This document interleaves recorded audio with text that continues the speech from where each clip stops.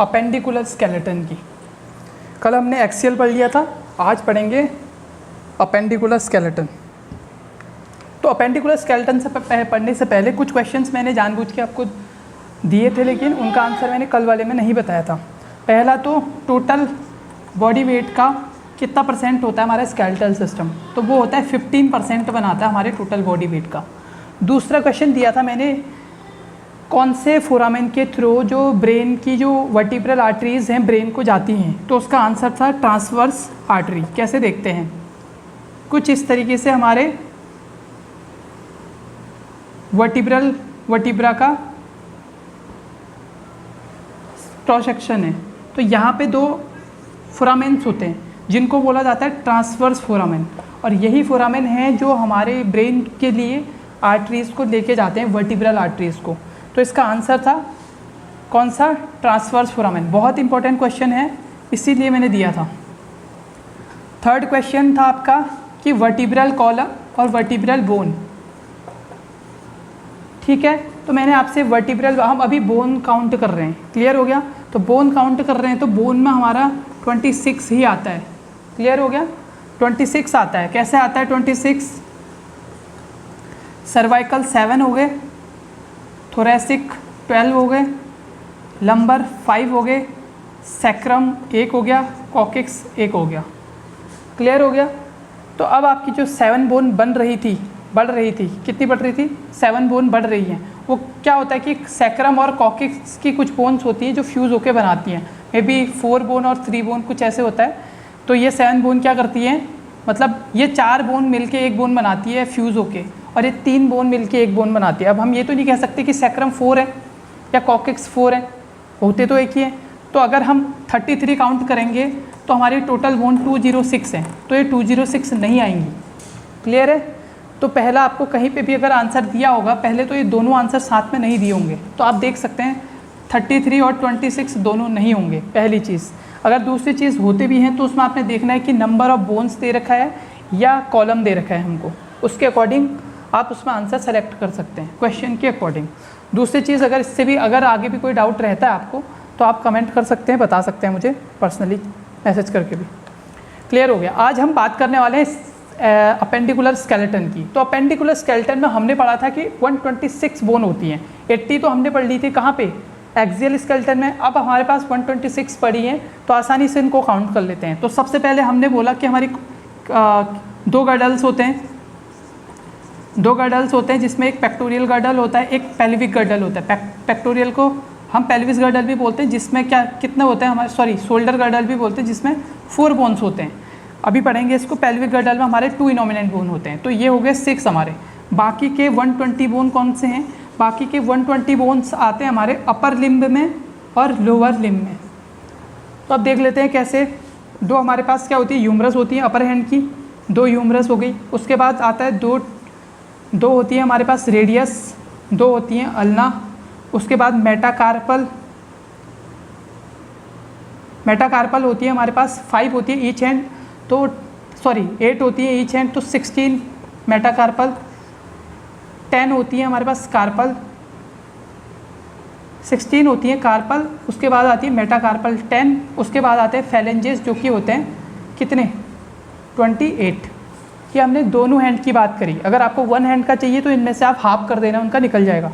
तो आपके फेलेंजेस 28 + 10 38, 38 + 16 ये हो गया हमारे 38 + 16 हो गया हमारा 48 + 6 54, 54 और 6 60। तो अपर हैंड में हमारे पास हो गए 60। अब हमारे पास 120 बचे थे, तो 120 में से 60 तो हमारे अपर हैंड में हो गए। अब अपर लिम्ब में हो गए। अब लोअर लिम्ब में कितने होंगे, 2 तो होती है फीमर, क्लियर हो गया, 2 होती है पटेला, इतना क्लियर, 2 होती है टिबिया, क्लियर, 2 होती है फिबुला। अब यहाँ पे टार्सल होते हैं 14, क्योंकि एक हैंड में होते हैं 16, तो टार्सल होते हैं हमारे 14, एक हैंड में होते हैं 7, दोनों हैंड में 14। उसके बाद मेटाटार्सल 10 होती हैं और फेलेंजेस होती है हमारे पास 28।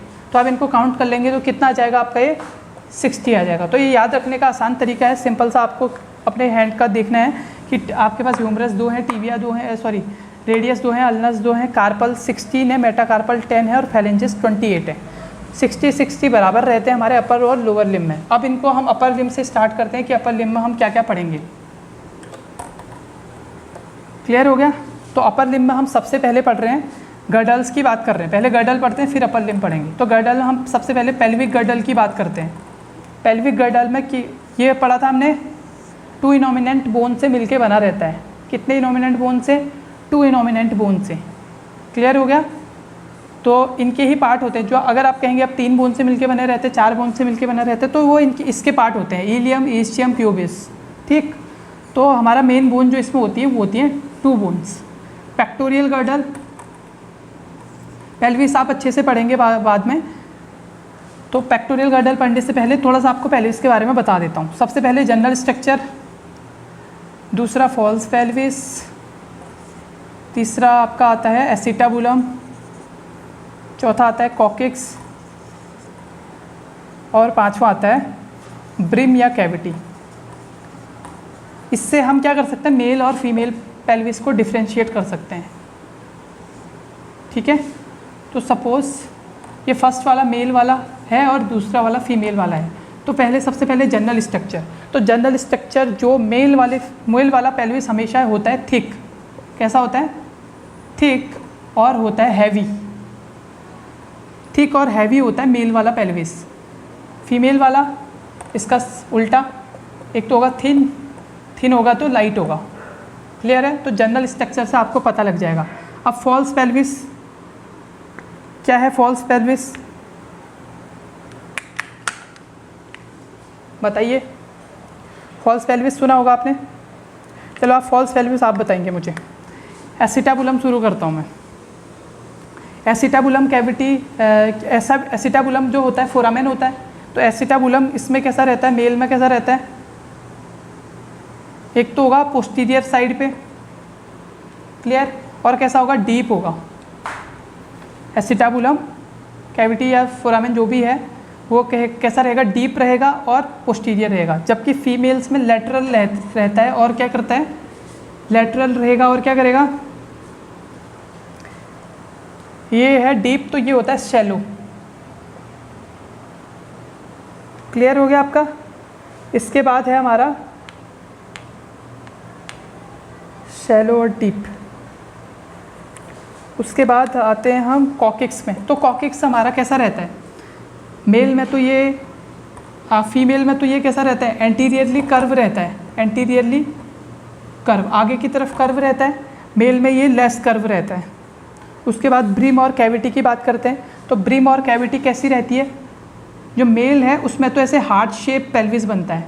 गायनोकॉइड, एंड्रॉयड, एंथ्रोपॉइड ये आप बाद में पढ़ेंगे जब हम पेल्विस स्टार्ट करेंगे। अभी मैं एक जनरल बता रहा हूँ आपको कि कैसे कैसे इसमें क्या हो सकता है। क्लियर हो गया आपका? तो फॉल्स पेल्विस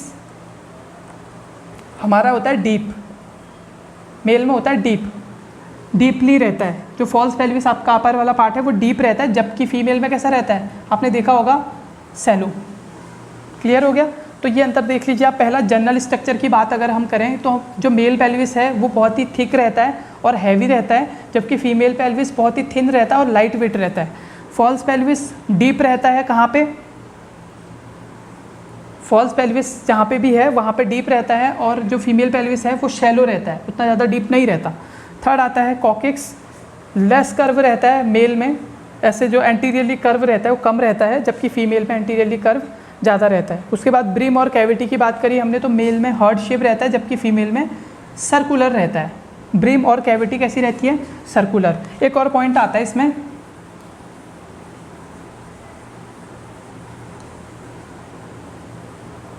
एक और पॉइंट आता है इसमें, प्यूबिक आर्च,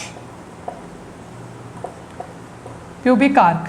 तो प्यूबिक आर्क फीमेल में मोर देन 90 डिग्री रहता है फीमेल में, और मेल में लेस देन 90 रहता है, 90 डिग्री प्यूबिक आर्च। तो हमने ये 5 कंडीशंस पढ़ ली हैं। आप एक बार दोबारा से इसको पढ़ लिए ना, क्योंकि ये मैं फटाफट पढ़ा रहा हूँ, ये इसका टॉपिक नहीं है। हमारा जो मेन टॉपिक है, अब हमने गर्डल्स पढ़ लिए। गर्डल्स में हमारे पास कितनी बोन्स थी? 6 कंप्लीट हो गई। अभी हमारे पास बची 120 में से हमने 60 बोला अपर हैंड में होती हैं। तो सबसे पहली हमारी जो बोन है, तो गर्डल में हमने पेल्विक ये पेल्विस पढ़ लिया था। अब हमारा दूसरा जो गर्डल है वो है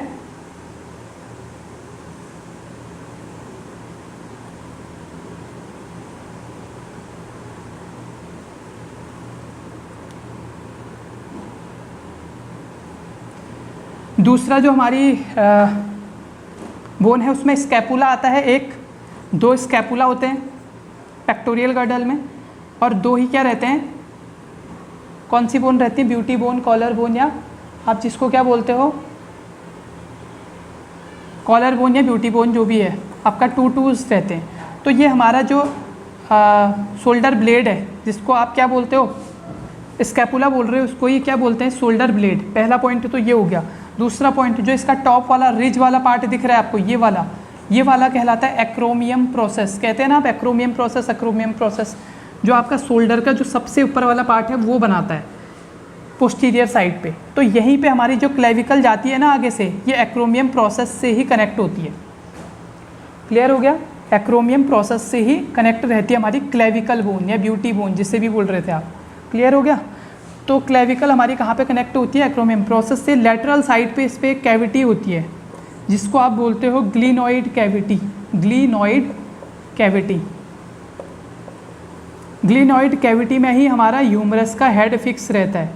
जो हमारी ह्यूमरस बोन निकलती है अपर आर्म की, तो उसका जो हेड रहता है वो ग्लिनॉइड कैविटी के अंदर ही, स्कैपुला के अंदर जो ग्लिनॉइड कैविटी होती है उसके अंदर फिक्स रहता है। क्लियर हो गया? दूसरा, इसमें आप एक ग्रोव देख रहे होंगे स्कैपुला के, जहाँ पे एक्रोमियम प्रोसेस है उसके नीचे एक ग्रोव सा रहता है। ये बोन का आउट ग्रोथ हो जाती है थोड़ी सी, उसको बोलते हैं। ये क्या करता है, posterior wall of chest, posterior wall of chest को अटैचमेंट प्रोवाइड करता है। क्या प्रोवाइड करता है? अटैचमेंट प्रोवाइड करता है। क्लियर हो गया? कौन सा, क्या बोला था हमने इसको, आउट ग्रोथ को क्या बोलेंगे, इसका नाम होता है कोराकॉइड प्रोसेस। कोराकॉइड प्रोसेस किसके अंदर है, स्कैपुला के अंदर, जहाँ पे एक्रोमियम प्रोसेस होता है उसके जस्ट इंफीरियर आपका एक प्रोसेस निकला हुआ रहता है, बोन की थोड़ी सी आउट ग्रोथ रहती है, जिसको आप बोलते हो कोराकॉइड प्रोसेस। जो क्या काम करता है, आपके चेस्ट की जो पोस्टीरियर वॉल होती है उसके अटैचमेंट में हेल्प करता है, उसका अटैचमेंट करवाता है अपने साथ में। तो ये हमने पढ़ लिए आपके गर्डल्स, दोनों गर्डल्स पढ़ लिए, पेल्विक गर्डल और अपेंडिकुलर पेक्टोरियल गर्डल। अब आते हैं हमारे पास अपर आर्म, अपर लिम्ब की जो बोन आती है वो आती है 60। अब वो 60 कैसे डिवाइड हैं सब हमने पढ़ लिए थे। तो सबसे पहला हमारा कौन सी बोन आती है हमारी, सबसे पहले आती है हमारी ह्यूमरस। क्लियर हो गया? तो ह्यूमरस का आपको दिख रहा होगा ये वाला पार्ट होता है हेड, जो कौन सी कैविटी में फिक्स होता है, पढ़ा अगर आपने पहले थोड़ी देर पहले सुना है पूरा वीडियो तो आपको पता चलेगा कि कौन से प्रोसेस में फिक्स रहता है। क्लियर है? ये आप बताएंगे मुझे। ये वाला पार्ट होता है इसका नेक, यहाँ पे इसके जो कॉन्डाइल्स बने रहते हैं ऐसे, और यहाँ पे एक प्रोसेस होता है ऐसे, पोस्टीरियर एंड पे एक प्रोसेस बना रहता है ऐसे, इसको बोलते हैं हम, कौन सा प्रोसेस बोलते हैं इसको, ओलिक्रैनन प्रोसेस। ओलिक्रैनन प्रोसेस। क्लियर हो गया? तो ओलिक्रैनन प्रोसेस रहता है जो क्या करेगा, आगे आने वाली बोन्स को जोड़ेगा यहाँ पे। फिर यहाँ पे नीचे से क्या आती है, ये आती है हमारी रेडियस और ये आती है अल्ना, ये दोनों जुड़ जाते हैं इससे, रेडियस और अल्ना। तो ये अल्ना वाला पार्ट मीडियल होता है, मीडियल अल्ना, MU करके याद रख सकते हैं आप, मणिपाल यूनिवर्सिटी।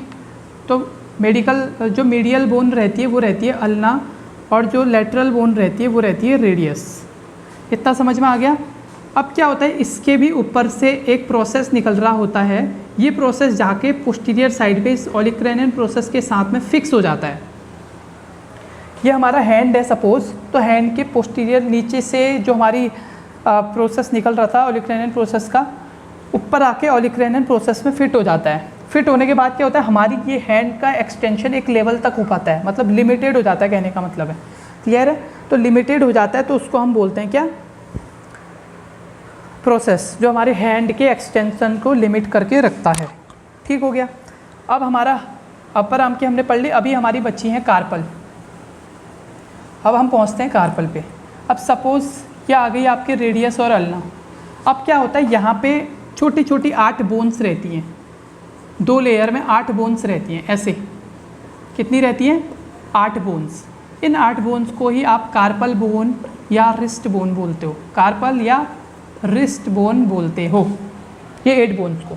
अब इनका नाम देख लेते हैं। तो सबसे पहला इसमें होता है स्कैफॉइड, स्कैफॉइड बोन। दूसरा होता है ल्यूनेट। तीसरा होता है टैक्यूट्रम। चौथा होता है पिसीफॉर्म। पांचवी बोन जो होती है वो होती है आपकी ट्रेपीजियम। 6 होती है ट्रेफेजॉइड। 7 होती है कैपिटेट।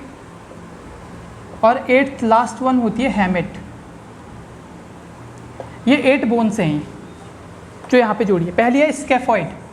तो स्कैफॉइड मोस्ट फ्रैक्चर, रिस्ट की सबसे ज़्यादा जो फ्रैक्चर बोन होती है, कार्पल की सबसे ज़्यादा जो बोन फ्रैक्चर होती है वो होती है स्कैफॉइड। क्लियर है? इसको पढ़ने की बस 2 ही चीज़ें हैं। एक है पिसीफॉर्म। पिसीफॉर्म इसमें सबसे छोटी बोन होती है, स्मॉलेस्ट बोन बोला जाता है। यही दोनों क्वेश्चन आएंगे। सबसे ज़्यादा फ्रैक्चर कौन सी होती है? स्कैफॉइड। और सबसे छोटी कौन सी होती है? पिसीफॉर्म। तो हमने 8 पढ़ लिए थे। स्कैफॉइड, दूसरा ल्यूनेट, तीसरा ट्रैक्यूट्रम, चौथा पिसीफॉर्म, ट्रेपीजियम, ट्रेफेजॉइड, कैपिटेट और हेमिटेट। ये हमने पढ़ ली थी 8 बोन्स हमारी। तो हमारा हैंड हो गए।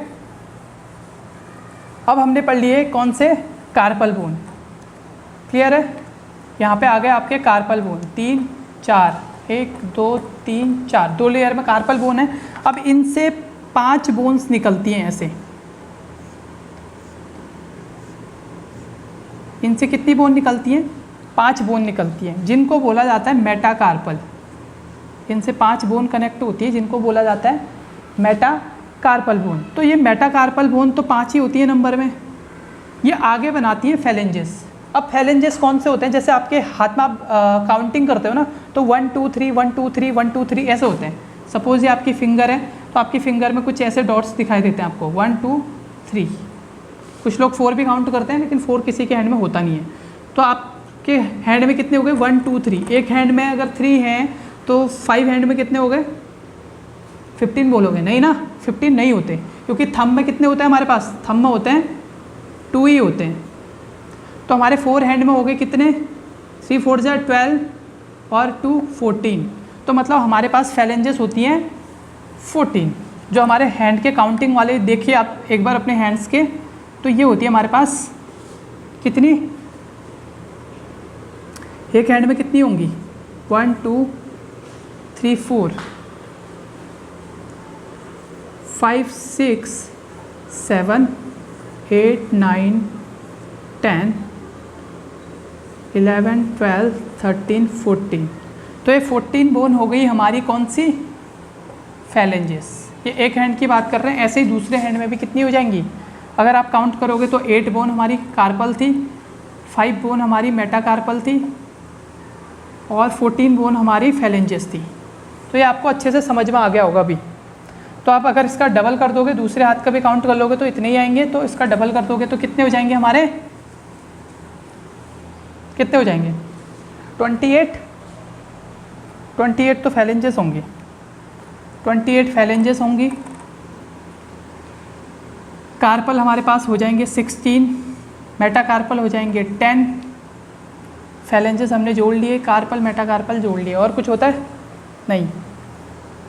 ह्यूमरस, ह्यूमरस हो गया हमारे पास 2 और रेडियस और अल्नर हो गए हमारे पास 4।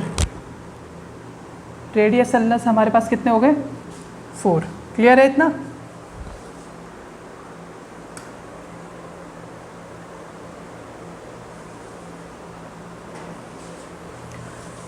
ठीक है, तो आगे बात करते हैं हम। इसमें अपेंडिकुलर स्केलेटन में हमने पढ़ लिया था, अपर हैंड पढ़ लिया था। अब हम पढ़ लेते हैं लोअर, अपर लिम्ब पढ़ लिया हमने, जिसमें हमारे को पता चल गया 60 बोन्स हैं। ठीक है, अब लोअर लिम्स में क्या होता है? तो लोअर लिम्स में भी एक ऐसी बोन होती है, यहाँ पे भी कॉन्डाइल्स रहते हैं जिसको आप सबसे स्ट्रॉन्गेस्ट बोन, सबसे स्ट्रॉन्गेस्ट जॉइंट एसिटाबुलम से कनेक्ट होता है सबसे पहले तो। एसिटाबुलम कैविटी सबसे बड़ी कैविटी बोली हमने। जो जॉइंट बनता है कौन सा बनता है?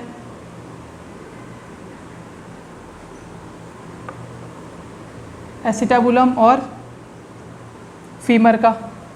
यहाँ पे आपको दिख रहा होगा एक, इसको बोलते हैं फोविया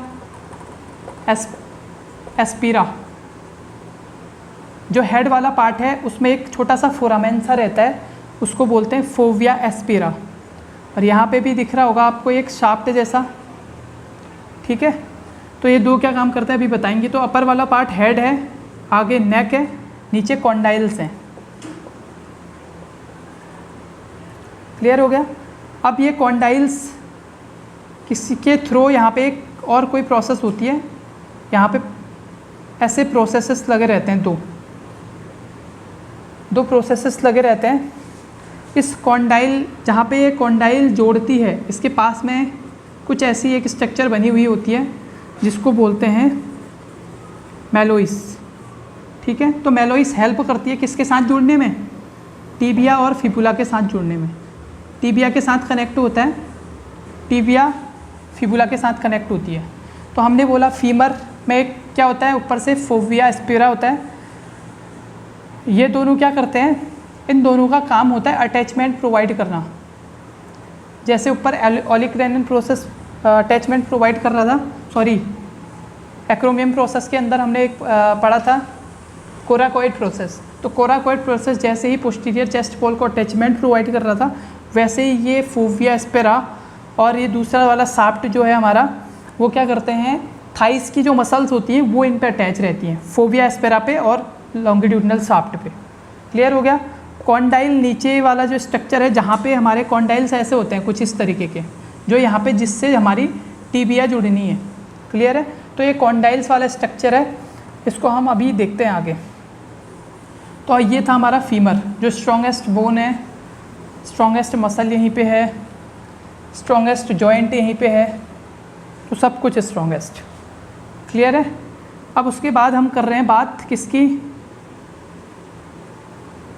टीबिया की और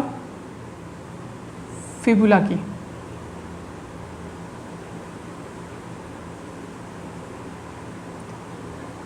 यहाँ पे हमारा कॉन्डाइल था। क्लियर हो गया?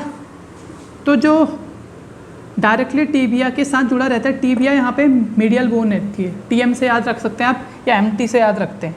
एमटी से याद रख सकते हैं कि टीबिया बोन है, और इन दोनों के बीच में एक मेम्ब्रेन होती है जिसे बोलते हैं इंट्राओशियस मेम्ब्रेन। इंट्राओशियस मेम्ब्रेन से दोनों जुड़े रहते हैं, और अपर साइड पे ये दोनों एक दूसरे से ऐसे कुछ जुड़े रहते हैं। इनका स्ट्रक्चर कुछ ऐसे होता है। अपर साइड पे ये होती है हमारी टीबिया, और ये कुछ ऐसे होती है हमारी फिबुला। तो ये जो टीबिया का एक यहाँ पे कैविटी होती है, क्या होती है? कैविटी होती है। इसको बोलते हैं ट्रोकेंटर। क्या बोलते हैं? ट्रोकेंटर कैविटी बोलते हैं। तो ट्रोकेंटर कैविटी में टीबिया के ये रेडियस का ये जो रेडियल ट्यूबरिकल पार्ट है, रेडियल ट्यूबरिकल पार्ट टीबिया के इस कैविटी के अंदर ऊपर अपर प्रॉक्सिमल एंड पे रहता है, और यहाँ पे टीबियो फिबोरल जॉइंट बनाते हैं। अपर साइड पे इसी पे क्या होता है, पटेला इन दोनों के ऊपर होती है। सपोज़ ये आपका फीमर है, फीमर का एक कॉन्डाइल है, तो पटेला ऐसे रहती है, और पटेला फैसेट होते हैं, दो फैसेट मतलब ऐसा होता है जैसे आप समझ सकते हैं जैसे होल होते हैं प्लग के लिए, वैसे ही फैसेट होते हैं। तो ये पटेला क्या करती है, ऊपर फीमर पे जाके उन फैसेट्स पे फिक्स हो जाती है, जिससे कि फीमर को ऊपर से प्रोटेक्शन, ये कॉन्डाइल को प्रोटेक्शन प्रोवाइड करती है। क्लियर हो गया? तो पटेला यहाँ पे फिक्स हो गई, और ये यहाँ पे आपका फिक्स हो गए। टीबिया डायरेक्टली कनेक्टेड है हमारे कॉन्डाइल से, और टीबिया से कौन कनेक्टेड है? हमारा फिबुला कनेक्ट है। अब नीचे फिबुला में टार्सल बोन कनेक्ट होंगी, तो अब टार्सल को देख लेते हैं। अब यहाँ पे टार्सल्स कितने होते हैं? टार्सल होते हैं 7।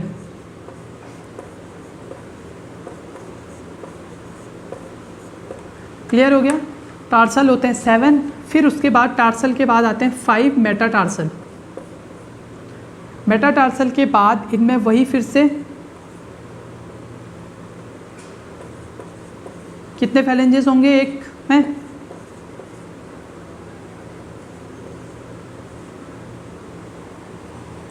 14 फैलेंजेस होंगे। तो ये था हमारा क्या, फैलेंजेस। अब जो ये टार्सल बोन है, यहाँ पे जो मोस्ट एक बोन रहती है, सब क्या नाम कहते हैं, जिससे हमारा टिबिया फिबुला कनेक्ट रहते हैं, उसको आपने सुना होगा कैल्केनियस बोन, कैल्केनियस बोन बोला जाता है। ठीक है, तो कैल्केनियस बोन होती है एक, जिससे हमारा कनेक्ट रहता है अपर वाला पार्ट, यही सबसे ज़्यादा फ्रैक्चर भी होती है और स्ट्रॉन्गेस्ट भी इसी को बोला जाता है। सॉरी, कैल्केनियस बोन को क्या बोला जाता है आपका, मोस्ट फ्रैक्चर्ड बोन होती है। जैसे अपर हैंड में हमारी कौन सी हो रही थी, स्कैफॉइड हो रही थी, कार्पल में यहाँ पे कैल्केनियस बोन फ्रैक्चर होती है। क्लियर है। उसके बाद इसमें एक होती है नेवियर बोन और एक होती है क्यूबॉइड। मेन ये 3 बोन्स होती है हमारे टार्सल वाले पार्ट में। तो ये हो गया हमारा पूरा का पूरा अपेंडिकुलर सिस्टम कंप्लीट। क्लियर है। अगले वाले लेक्चर में हम क्या पढ़ेंगे, अगले वाले लेक्चर्स में हम जॉइंट डिस्कस करेंगे, लास्ट चैप्टर। ठीक है, तो जॉइंट को भी हम सिंपल तरीके से पढ़ेंगे, जिससे आपका स्केलेटल सिस्टम कंप्लीट हो जाए। और आप बहुत सारे क्वेश्चन आ सकते हैं, मैं बहुत सारी चीज़ें इस वजह से मिस कर रहा हूँ, क्योंकि आप लोग क्वेश्चन पूछेंगे तो आपको इंटरेस्ट भी आएगा उसमें। अगर मैं सारी चीज़ें बता दूंगा, हो सकता है आपको इंटरेस्ट ना आए उसमें। क्लियर है। तो आप क्वेश्चन पूछिए, तो जब नेक्स्ट वाला लेक्चर जॉइंट वाला होगा, उससे पहले हम 2-3 मिनट के लिए डिस्कस कर लेंगे कि और क्या क्या चीज़ें, आपके क्या क्या डाउट्स हैं इसमें। क्लियर है।